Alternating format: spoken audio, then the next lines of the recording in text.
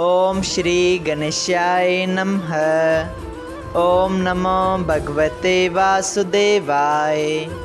हरे कृष्णा कृष्ण कृष्णा हरे हरे, हरे राम राम राम हरे हरे। तव्हां सभिनी हरि भक्तन के नमस्ते। प्यारा भक्तों, ही कथा पाण गुरु कृपा से हासिल करे रहा आयूं। श्री गणपति सरस्वती जो दरे ध्यान करिया थो मां भागवत महापुराण जो बयान, जंहिंमें व्यासदेव ऐं श्री सुखदेव जी कयो आहे श्री कृष्ण लीला जो गुणगान। सभई चओ जय भागवतम महापुराण।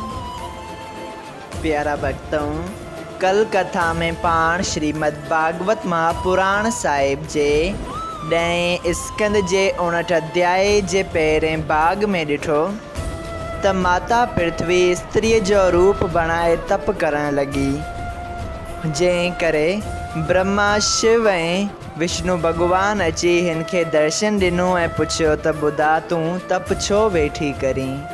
तॾहिं पृथ्वी चयो त मूंखे हिकिड़ो प्रतापी ऐं तमामु बलवान पुटु पैदा थिए, जंहिंजो मुक़ाबिलो टिनी लोकनि में को बि न करे सघे। तॾहिं हिन खे वर मिलियो त हिन खे भूमासुर नाले हिकिड़ो वॾो महाप्रतापी पुटु पैदा थींदो, जेको देवताउनि ते बि फ़तेह हासिल कंदो ऐं 16,100 राजकुमारियुनि खे बि गिरफ़्तार कंदो ऐं इंद्र जी मां अदिति जा कुंडल बि स्वर्ग लोक मां चोराए वेंदो, चो तरफ़ हाहाकार मचाए छॾींदो।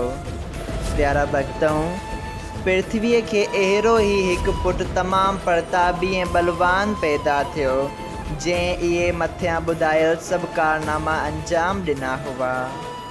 अचो त अॼु पाण श्रीमद् भागवत महापुराण साहिब जे 10 स्कंद जे 59 अध्याय जो ॿियो भाग शुरू करियूं। श्री सुखदेव जी स्वामी चवनि था, हे राजा परीक्षित, भूमासुर खां दुखी थी देवराज इंद्र द्वारिका में अची सॼी ॻाल्हि श्री श्याम सुंदर खे करे ॿुधाई ऐं उन्हनि जी स्तुति कयई। जिन जा दीन वचन ॿुधी दीनानाथ चयो, तूं पंहिंजे आस्थान ते वञ, मां भूमासुर खे मारे तुंहिंजो दुख लाहींदसि। इंद्र श्री कृष्ण महाराज खे दंडवत करे पंहिंजे आस्थान ते हलियो वियो। तॾहिं दैत संघारण गुरुड़ ते चढ़ी सत्यभामा खे चयो त हल त तोखे भूमासुर जी लड़ाई ॾेखारियां। इंद्र खां कुल्प वण वठी तुंहिंजे अंगण में लॻाईंदसि। तूं मूंखे उन दरख़्त समेत नारद मुनीअ खे दान ॾेई वरी घी ऐं सोन वग़ैरह उन खे शास्त्र मूजिबि ॾेई उन खां मूंखे मुल वठिजे, त पोइ मां तुंहिंजे वस रही सभिनी स्त्रियुनि खां ज़्यादा तोसां प्रीत कंदसि। अहिड़ी तरह इंद्र जी राणी इंद्र खे ऐं अदिति कश्यप जी खे दान करे पोइ वरी ख़रीद करे वरितो हो। इहा ॻाल्हि ॿुधी सत्यभामा हलण लाइ तयार थी। श्याम सुंदर उन खे पंहिंजे पुठियां विहारे गुरुड़ खे ओॾायो। हे राजा परीक्षित, भूमासुर जो नगर 6 किलनि जे अंदरि हो। उहो हिन अटकल सां ठहियलु हो जो पहिरियों किलो जबल जो तयारु थियलु हो, जंहिंजे अंदरि ॿियो किलो घणनि हथियारनि जो ठहियलु हो, तंहिंजे अंदरि 3 किलो पाणीअ सां भरियलु हो। उन जे अंदरि 4थे किले में चौधारी बाहि ॿरे थी, जंहिंजे अंदरि 5 किलो हो जो हवा जो जुड़ियलु हो। तंहिंजे अंदरि 6 किलो रस्सियुनि जी ॾियारीअ जो ठहियलु हो।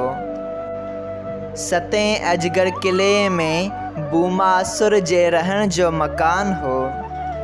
श्री कृष्ण भगवान जी आज्ञा मूजिब सुदर्शन चक्र, कौमोद जी गदा ऐं गुरुड़ जी हिकिड़ी साअत में जबल पटर ऐं हथियारनि खे नास करे पाणीअ खे सुकाए छॾियो ऐं बाहि खे विसाए हवा खे उॾाहे रसीअ जी ॼारी कुपे रस्तो बणाए छॾियो। जॾहिं श्री कृष्ण भॻवान सतें किले जे दरवाज़े ते पहुतो तॾहिं लख सूरवीर दरबान लड़ाई करण लाइ उन जे साम्हूं थिया, पर गुरुअ जी उन्हनि खे पंहिंजनि पेरनि ऐं छंभ सां नास करे छॾियो। श्री कृष्ण किले जे अंदरि वञी पंजजन्य नाले पंहिंजो शंख वॼायो। उहो आवाज़ ॿुधी भूमासुर निंड मां जागी चवणु लॻो, मूं टिनी लोकनि में को बि अहिड़ो न छॾियो जो मूं सां विढ़ण जी सुमर्थी रखी सघे। ही कहिड़ो पुरुष आहे जंहिं अॼु अची हिते मूंखे निंड मां जाॻायो आहे, उनखे हली ॾिसणु घुरिजे। प्यारा भक्तों, जंहिं वक़्तु भूमासुर इहो वीचार करे रहियो हो, उन वक़्तु मुर नाले दैत उन जे वज़ीर दरबाननि जे मरण जो ॿुधी भूमासुर खे वञी चयो त महाराज, मुंहिंजे हूंदे तव्हांखे विढ़णु लाज़मी न आहे। पहिरियां ई मां विरी ॾिसां थो।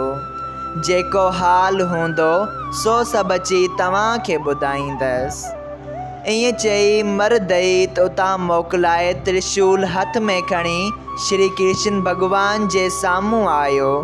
क्रोध सां लाल लाल अखियूं कढी ॾंद कटे चयो त ॾिसां मूंखां वॾो बलवान कहिड़ो आहे जो हिते विढ़णु आयो आहे। ईअं चई हिन श्री कृष्ण ते त्रिशूल गदा ऐं ॿिया घणा ई हथियार हलाया। वासुदेव नंदन उन जा सभु हथियार पंहिंजे सुदर्शन चक्र सां भञी छॾिया। मुर दैत जंहिंखे 5 सिर हुआ तंहिं पंहिंजा 5 वात खोले उन इच्छा सां श्याम सुंदर ॾांहुं डोरियो त उनखे ॻई वञे।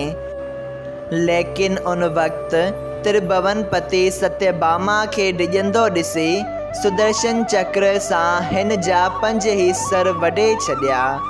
तंहिं ॾींहं खां संसार में श्री कृष्ण जो नालो मुरारी प्रगट थियो आहे, जंहिंजो आहे मुर दैत जे नास करण वारो।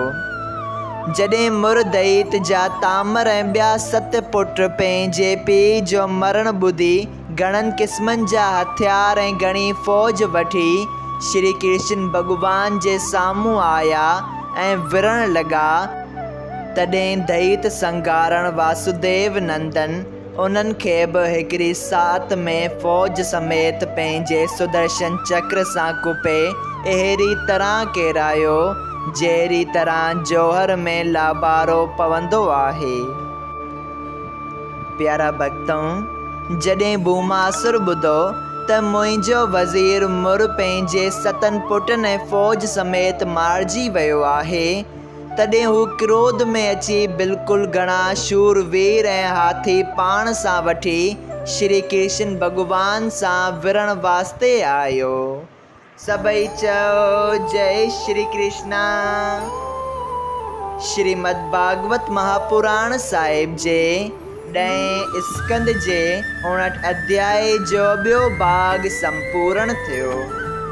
अगरि तव्हां सभिनी हरि भक्तनि खे हिन कथा मां लाभ हासिल थियो हुजे त कृपया हिन कथा खे ॿियनि हरि भक्तनि सां शेयर कजो त उन्हनि जो बि भलो थिए ऐं तव्हांजो बि भलो थिए। सभई चओ जय सिया राम।